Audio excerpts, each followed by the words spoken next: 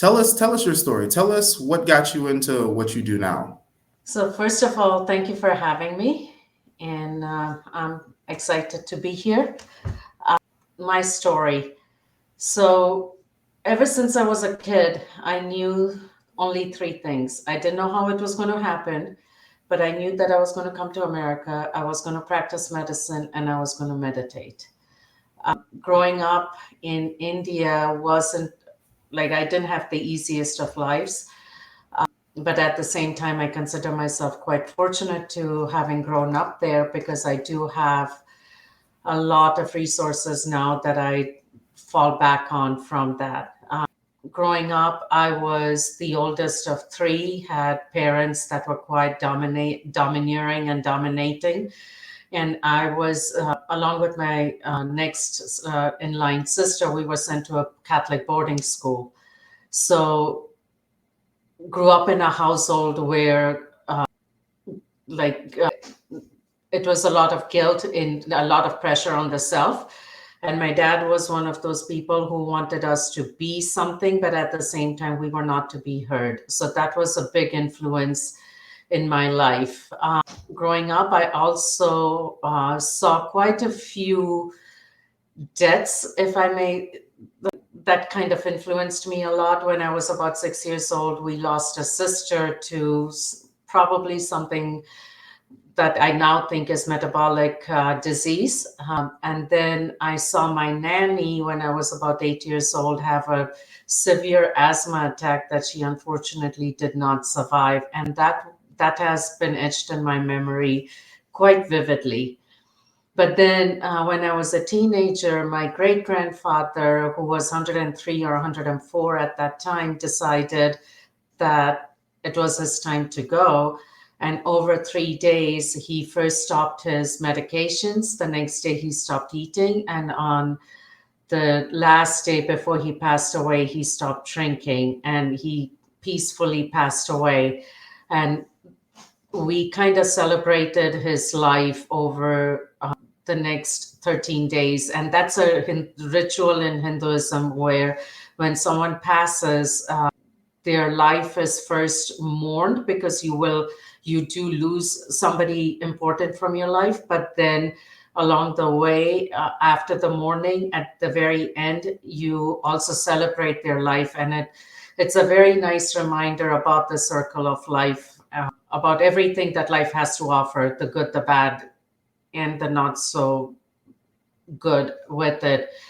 And that also left a huge impact in my life. And then when I was 18, my father had a stroke which left him paralyzed from his neck down. And my mother at that time completely dedicated herself to his care. And we took care of him at home. And it was a combination of allopathic medicine along with Ayurvedic cultural medicine that is just part of daily life in India. So using food as medicine, using the community to help heal, along with the conventional medicines. My mom took care of him for 2 years at home, and he never had a pressure sore from that.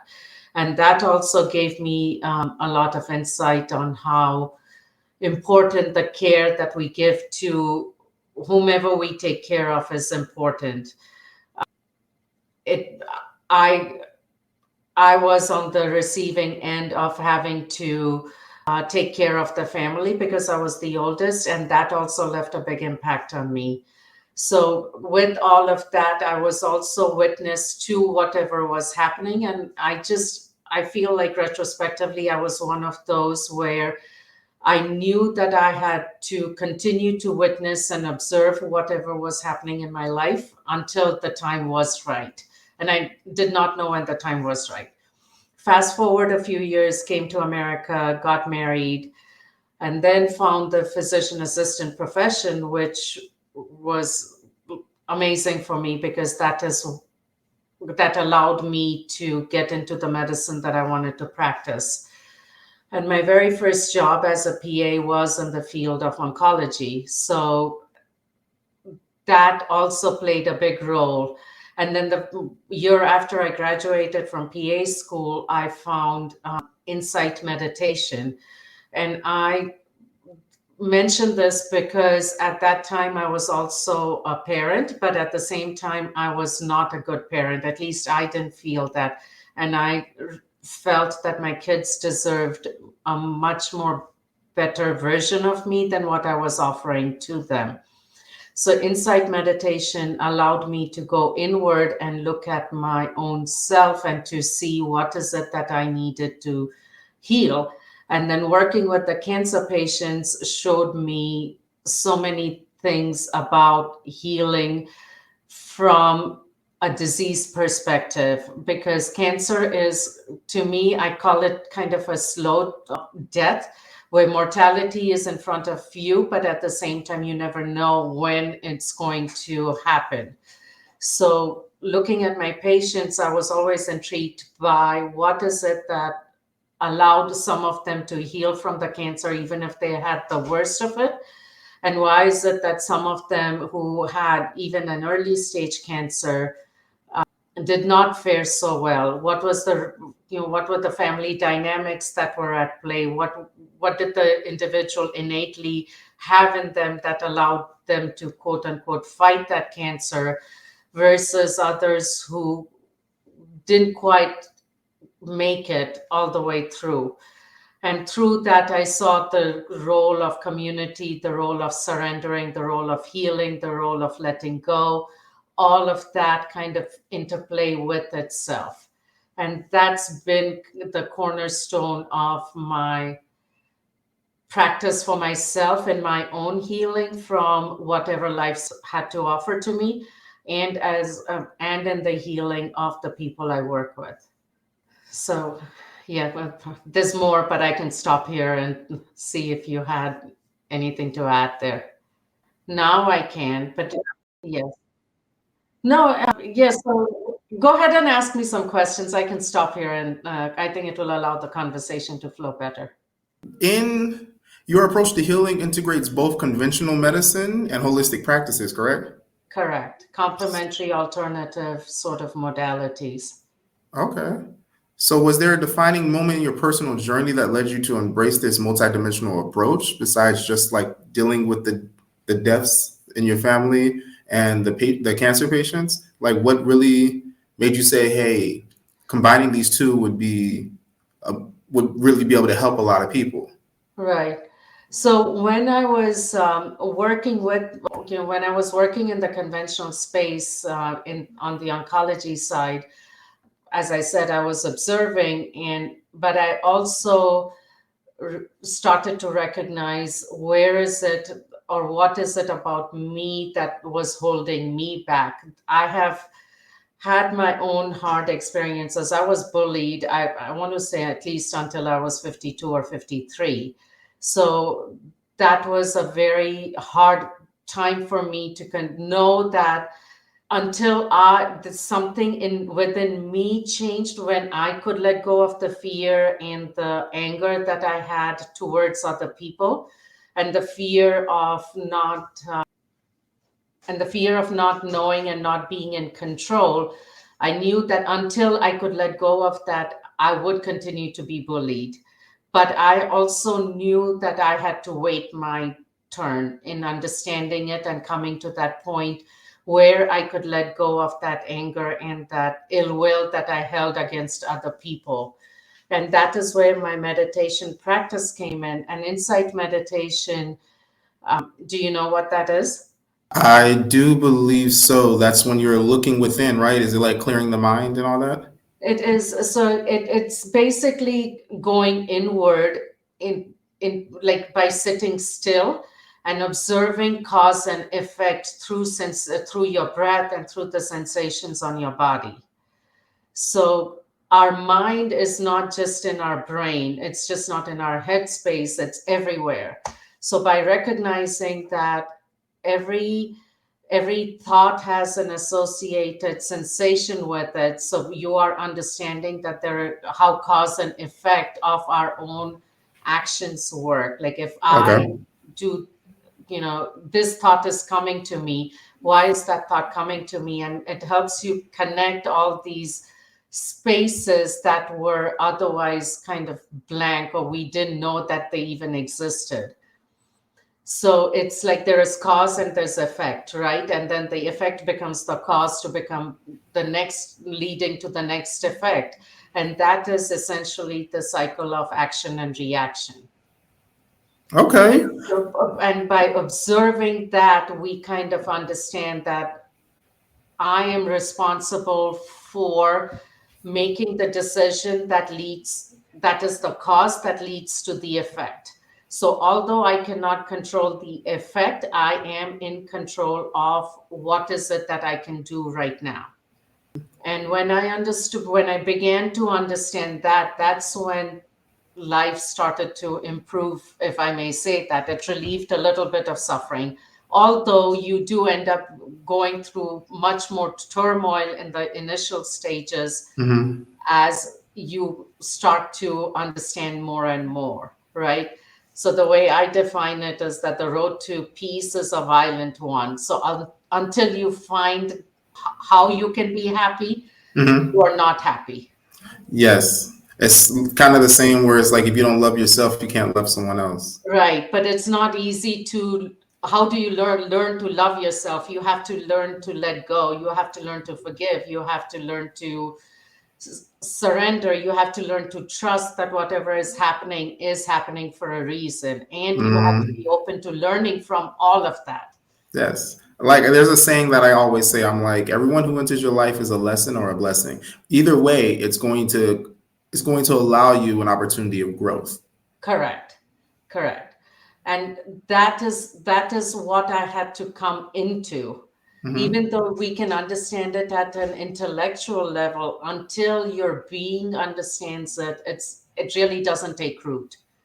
So that insight meditation, which I started for my to be a better parent, ended up Yes. teaching me that I first needed to be a better person.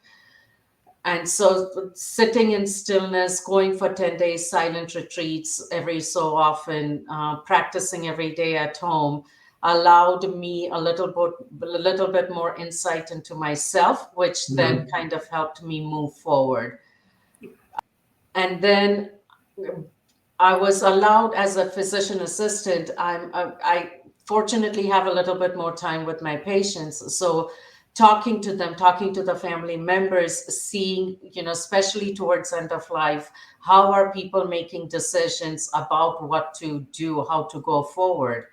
But that showed me, it was giving me a glimpse into the life that they lived so far, that Okay. got them to that point. So it was beautiful to see when the entire family was kind of unconditional in allowing the patient, for example, to say, you know what, you've decided you've had enough. It's okay. You do what you think is the best.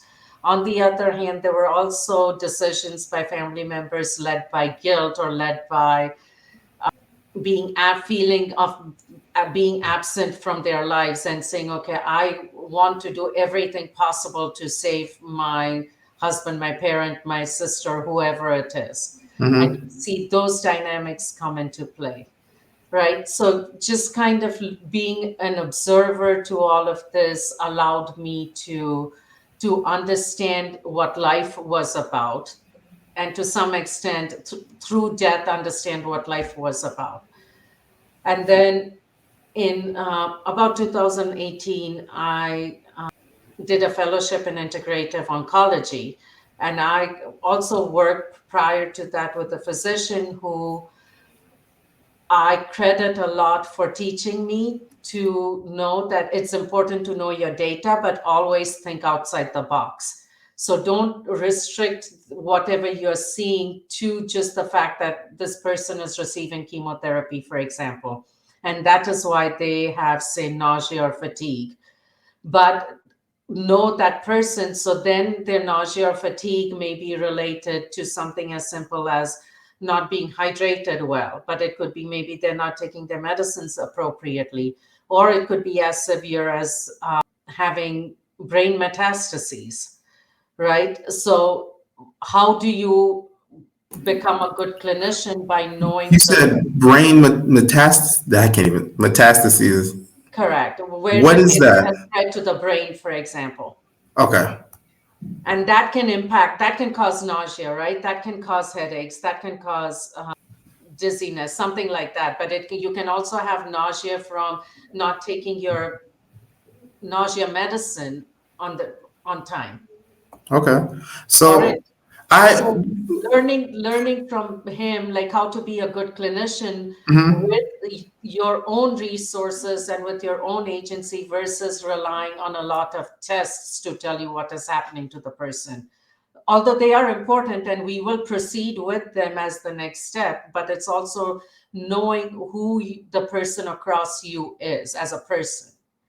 So that I started incorporating that. And then in integrative oncology, I was fortunate to have another physician who just started off like with a very brief introduction about himself and then said, here's the floor is yours. You tell me your story, what brings you to us. And through that, you're understanding, yes, you're understanding how the patient, which medicines the person is taking, how much are they exercising, how well they're sleeping, but also what is their social structure like? What is their faith? Where does that play in? Are they introverts? Are they extroverts? Are they coming in from a lot of experience, a lot of life experiences that's kind of led them to the disease state that they are in? So all of those things became a part of my way of understanding where a patient was coming from. And my own journey of working with myself allowed me to release my fears, my anxieties. And so I could then speak to that from an experience based place versus just something that I was taught to do. So I have a question for you in pertaining to that. Yeah, So in your work, you empower patients and caregivers to take control of their health. What has been the correct. most profound lesson you've learned from those you've guided on their healing journeys? Like what stands out to you the most? Surrender and trust are important, and kindness. Surrender, trust, and kindness. It's like, so one of the things, so disease in the physical body is related to malfunctioning of something, right?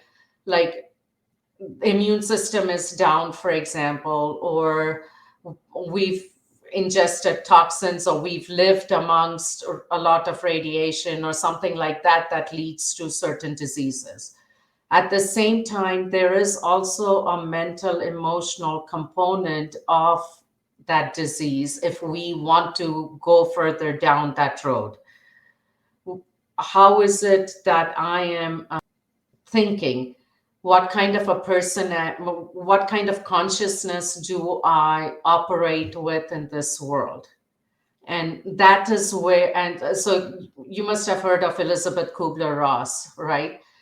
She was a psychiatrist who became Mm-hmm. famous for her 5 stages of grief, Ah, yeah. I was like, right? it sounds familiar. But Yes. when you said 5 stages of grief, I'm like, okay, yeah, I know that one. Yeah. So she worked mainly with the pediatric population, with children. But she said diseases happen when so our body is divided into 4 quadrants: the spiritual, the physical, intellectual, and emotional. So emotional is emotional mental health. The intellectual is how we think. The physical health is how we take care of our physical health. That's obvious. And spiritual is where is faith in all of this, right? Like what is our belief system? And it doesn't have to be like you can be anything, and yet we still have a place that grounds us. And that's that spiritual part of it. And she said that in cancer patients, in the adult cancer population, she saw more that people were depleted on the spiritual and the emotional side compared to the kids. And kids, very sick kids, most of the time, according to her, were okay when the end was near. They had no fear of time. Why do we carry that fear of dying? And I got thinking about that as well. And based on even my observations from my childhood, death doesn't have to be so bad. And cancer can be can be a message for us to let go of the things that brought us to this point and try and find how it is that we can like not be so afraid of it, which where I think surrender comes in, not be so afraid of it and then move forward.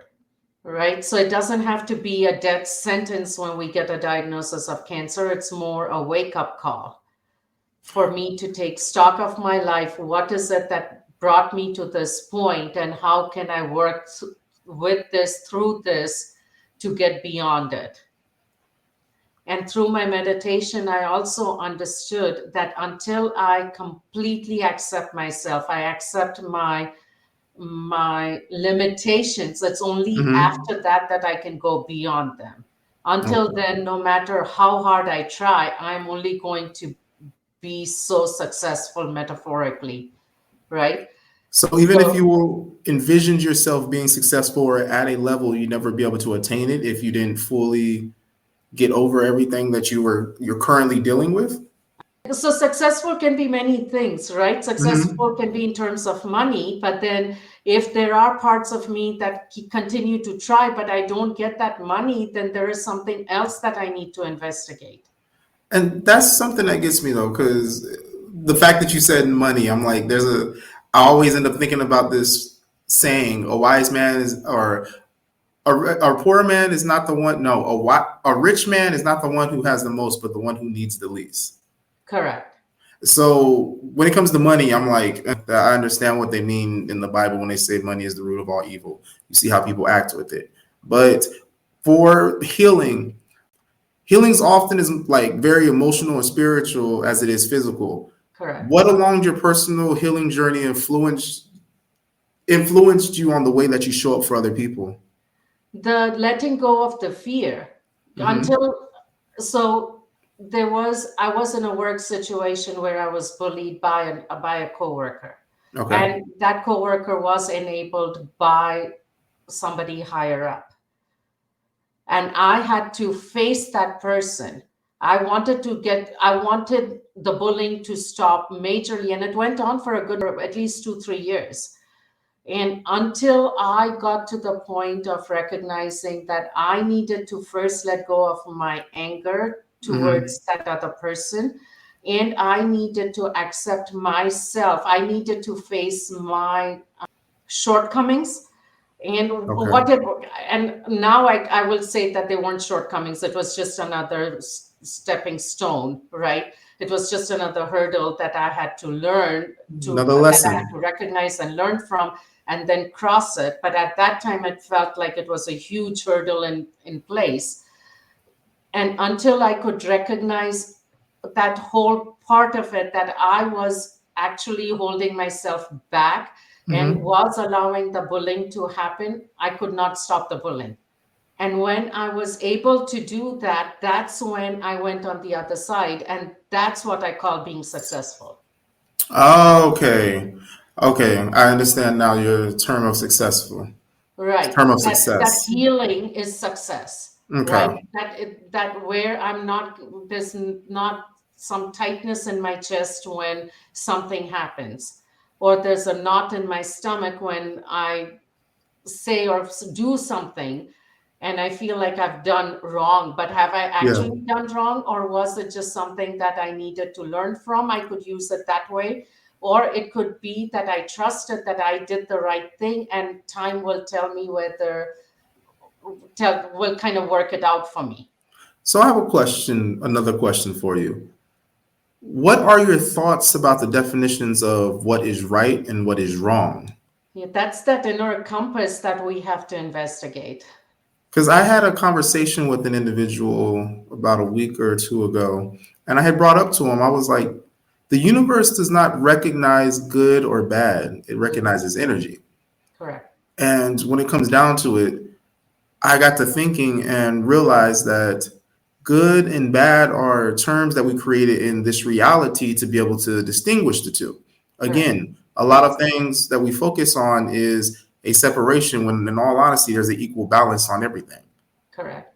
Now, with that equal balance, it's the divide that causes issues. We have to understand that everything operates in a circle. So what we may see as good, it may have a negative effect towards somebody else and vice versa. So can we really say that this is good? It really comes down to the individual person, their values and beliefs. But in this world, the divide that we're creating is by saying what is good and what is bad. Correct. I agree with you. So a couple of things. The balance happens. I don't know if there's ever going, as beings, just because we have our limitations, no matter how wide that scope may be. Yes. We are two sides of the. We are at least two-dimensional or multi-dimensional beings, right? So what can be one man's poison is another man's nectar.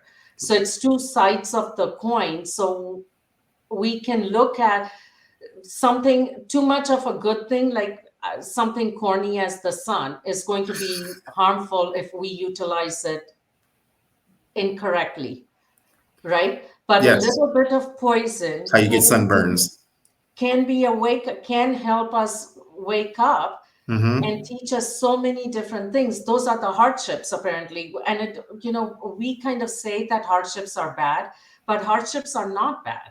If I use everything, like we referred to before, as a learning lesson, then it's always going to be a blessing. And we are put on earth to learn our lessons. Yes. Right? Preach. So and fortunately for me, I kind of understood from a younger age that I'm here to learn. Everything is a learning experience, but we can only learn as much as we are ready to receive. I agree completely. But So I gotta hit the no claps on matter that one. so if I'm not ready to receive, no matter how hard I try to learn something, it is not going to enter within me, because it has to align with my intentions, my understanding, and my actions. All of those, and then some more probably, but they have to all align for us to be able to get past it. Facts. Now, I remember reading in the bio you sent me about the I-SPIE. I want to ask a little something about that. So the I-SPIE Health Model that you developed focuses on the four quadrants of health: spiritual, physical, intellect, and emotional. Can you share how this holistic framework helps individuals regain control of their health, especially those navigating a cancer diagnosis? I know you briefly got into it, but I wasn't sure if that was the I-SPIE. It is. Okay. So integrative is, how do we integrate so many different things about ourselves, our lives, into a way that promotes healing, right? And those are the four quadrants of our body, but there are so many tools that we can use also to I feel so slow. I just realized that promote. SPIE was spiritual, physical, intellectual, and emotional. It just clicked. It just clicked. Yeah. Right. So integrative spiritual health. So, and a play on words, and it just came to me too. It's like I-SPIE Health. Oh, okay. All right. Okay. I am so, I'm going to give you that because I feel so ooh right now. No. But it's really cool when people get it. It's like, okay, maybe I make sense, right? Like even I didn't know whether to do it or not, because when I was trying to form my business and like come up with a name, it's so hard. And then I was told, why don't you have something cancer in it? Yes, cancer is my kind of tool. I know cancer well because I've worked in that space for so long, but at the same time, health is more than just cancer, right? It can be anything that allows us to get a glimpse into our health. And the more healthy we become in all four quadrants of our body, the more in harmony with ourselves and with the world we're going to be, and the healthier we're going to be. So in cancer, what I do is, if someone say, it can be anywhere, whether they're from the time of diagnosis through treatment into survivorship. But for the sake of example, if someone gets a diagnosis of cancer and they, you know, it's a shock, it's overwhelming. Given our fragmented healthcare system, we feel like we are on a conveyor belt and we just have to go through the motions that are being told to us. So that is also what I saw when I was practicing in integrative medicine. And when I worked with people, explaining to them what their diagnosis was and having heard their story, where it is that they're coming from, then I could kind of come up with a plan.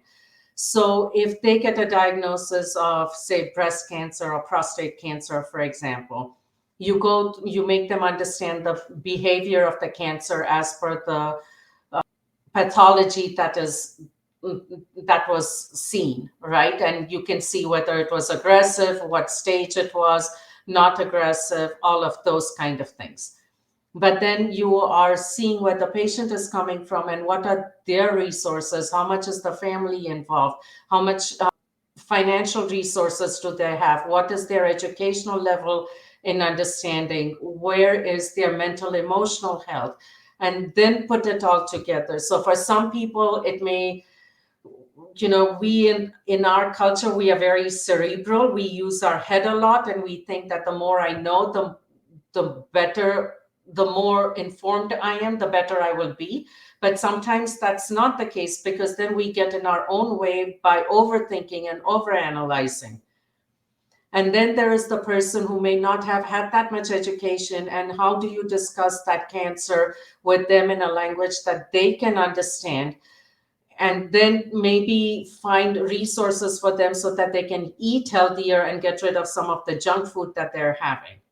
There's Right? a lot of junk food out here for sure, Right. especially the dyes. Oh, yeah. Yes. But then we are also saddened. There are some people who exercise way too much, and then there are people who don't move a limb. So how do you I'm connect? sorry to interrupt. You can exercise too much. You can exercise too much. I mean, I understand too much of anything can be a bad thing. How do you exercise too much? Like, I'm sorry, just the way that America's set up. How do you find the time to do that? Oh my, we don't need so much cardio, and we don't need so much. I don't exercise that much, and I'm not an exercise rat. I'm more of a yoga, tai chi, qigong person. I'm not a Okay. gym person, but people do exercise a lot, and all the powders that people take to build muscle. Yeah, creatine and all that stuff. If Right, only and they knew. yes, that upsets the body's balance, right? So encouraging people who don't walk to walk, even say starting with 10 to 15 minutes, and asking people who do too much to slow down, and talking to them about how to do nothing, actively do nothing. Stop That and is, smell the flowers. yes, and smell the flowers, maybe do some yard work instead of being in the gym. You think that they possibly are just they feel the need that they need to go, and that's Correct. their It's a distraction. so you think mindfulness is something that those individuals should practice? Correct. So maybe, but some people, mindfulness is also, it can be intimidating, right?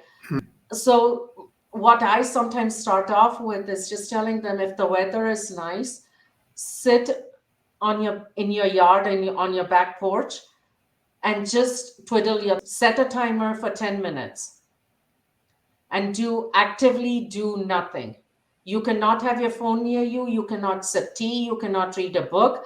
You can watch the clouds float by, but you cannot do anything else. And that then starts them making them more aware of what their thought process is doing to them. It can get a little scary, and I Correct. mean, I know when I first started meditating, it was Yes. very difficult for me to really just stop my mind, for Correct. me to just But you don't have be to stop blank. your mind, right? You just have to observe and not be carried away by that thought process. But that was the thing with me. Like when I first got out the Marines, I did not like being alone because I Correct. would be alone with my thoughts, my mind, Uh-huh. and it was. I've learned now, almost 10 years later, that how to deal with it and to recognize that, you know what, it's the things that I think of, they're not bad. Yes, You are it safe. may, yeah, it may have sucked at the time and all and whatever, but at the same time, those things made me who I am today. Correct. But And go not to ahead. interrupt you, but Oh, there is please a do. component of fear, right? That is not allowing you to be with yourself. Hmm. And that fear then takes away from the trust that you are safe. And that's what you were talking about. Majority of the show, the fear. It's the Yes, fear that we need to let go of. correct. I And mean, when we fear is one of the spoke, biggest things that stops people. They're afraid of even yes, beginning because they're afraid to fail. You have to understand that it's sometimes we're going to fail. And I mean, in the things that you deal with, I mean, I don't think that a failed test would be bad, would it? I'd rather no, get a negative than a correct. positive. And is it fail, right? Like, is it really fail? So if we can come to that understanding and that acceptance, Hmm. then it makes things so much easier. So I have a. Do you think there we would have a greater chance of possibly saving individuals if they were not afraid to get tested? Oh yeah. Oh yes. Right. Could- So if you've like I've heard stories where someone felt, Mhm. but they didn't, because of the fear of that cancer, of it being cancer, they did not get the investigated, for example. Yeah, Or but if we're or if they were having some bowel habit issues, changes in their bowel habits, but they just dealt with it because they don't like going to the doctor. oh man, why you say that? I'm like, shoot. No, I'm like, I need to go get looked at. What would that be? A colonoscopy? Yes, Okay, just yes. just to But make it could sure be I ain't got nothing.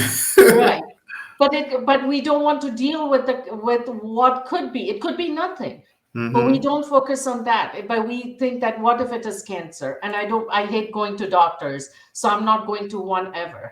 I'd rather have it and not need it and not have it. Correct. Yeah, Correct. But it's that.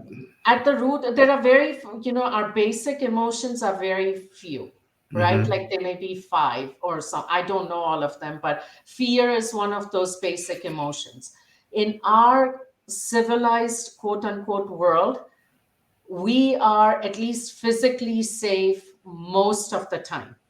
But yet we are afraid of the unknown, Yes. like of not crossing the road or not going somewhere or not doing something because we don't know what that is going to be.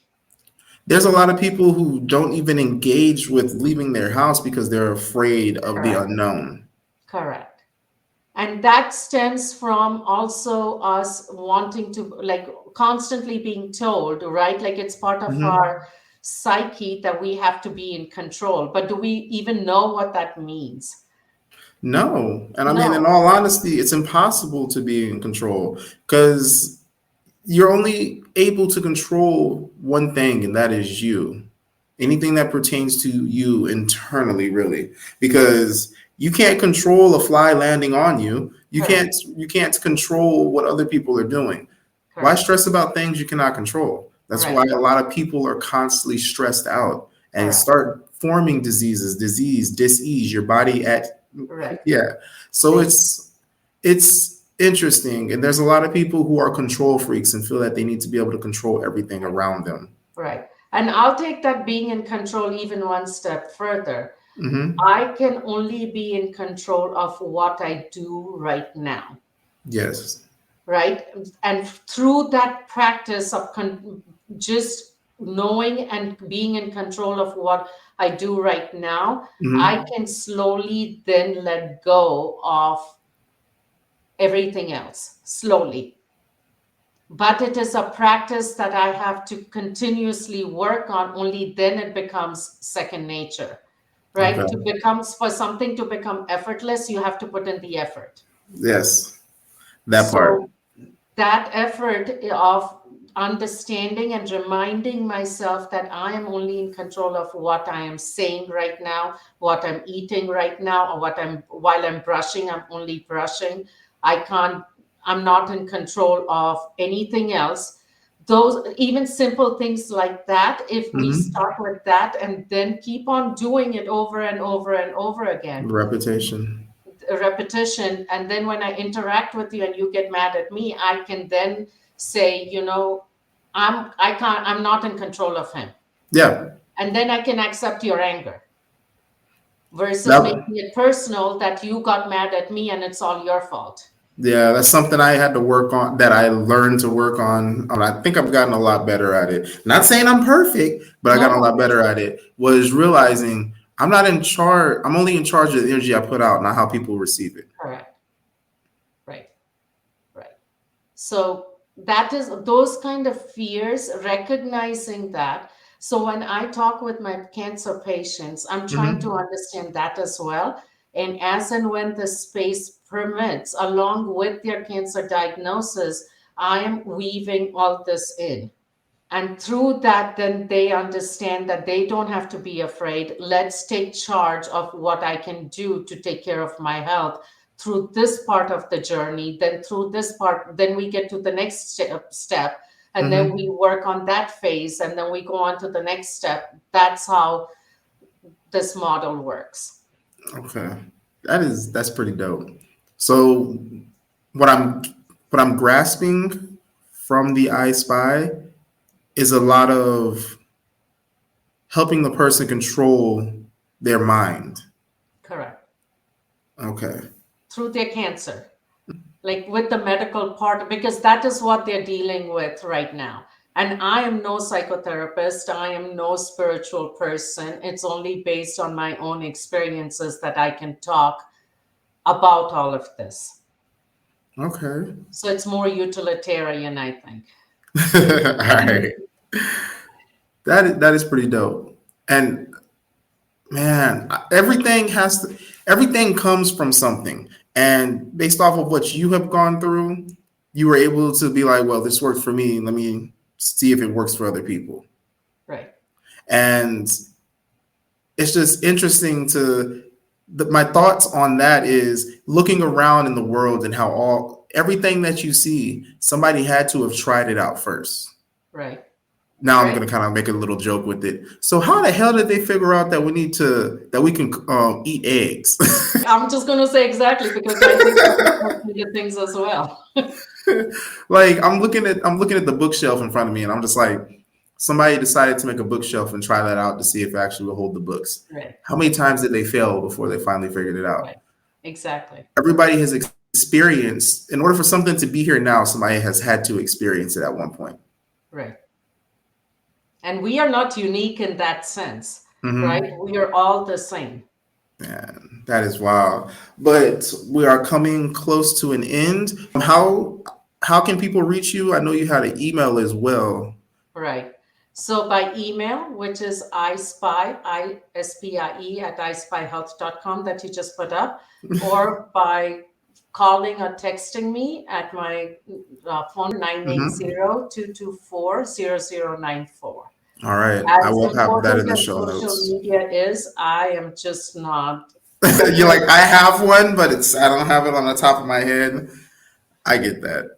That's the Yeah, reason why I had to make me a link space that's like up above, because I was like, I'm not going to shout out all of these every time. You can just hit the link space and you can see all of them there. you're right. But the last thing that I want to ask you is, I always end up ending my show with gratitude and what you learn. But first, what I want to do is just put this up here. What do you want to say to the listeners? Learn to be kind to yourself. That hits hard. Oh man, just seeing how people operate these days.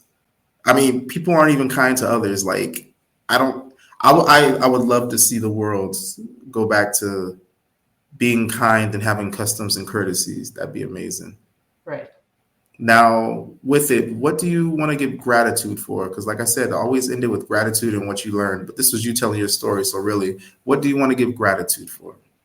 For all of life, for everything that I've learned, and for everyone who played a role in teaching me what I needed to learn.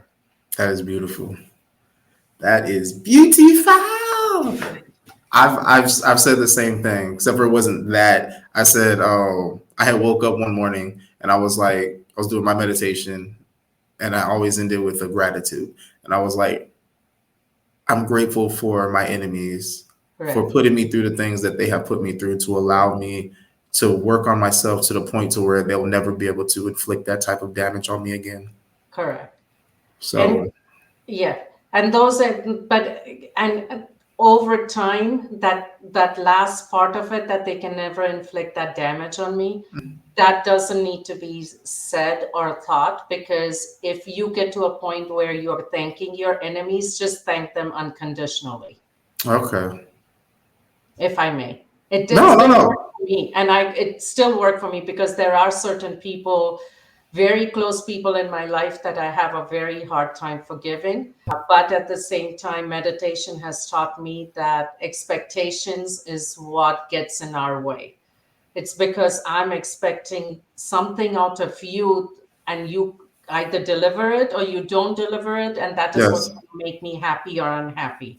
And that Expect. is not your job. It's only my work to do, Mhm. that I can be happy or unhappy. Having expectations leads to disappointment. Correct. But I Yes. appreciate you coming on. And with it, this was another episode of Divine Time.